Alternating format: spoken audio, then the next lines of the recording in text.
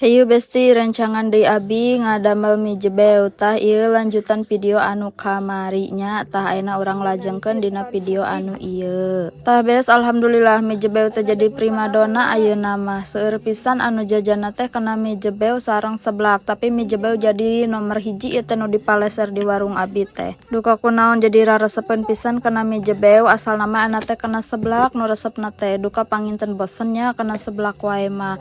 Duka mun kitu mirah pangaosna tapi da cek abi mah ieu teh disebat mirah henteu disebat mahal teuing dah henteu. Soalna kan saporsi mie jebeu tanpa topping alias mie na hungkul teh kur 3.000.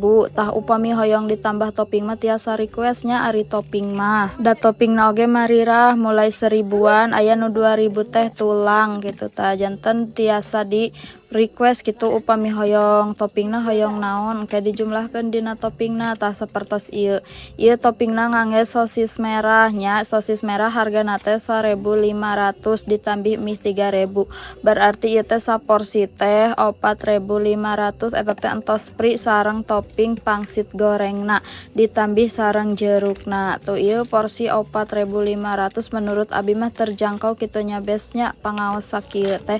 Tapi duka saur para pelanggan mah abi ngical sosis teh 1.500 kaawisan teu sih besti.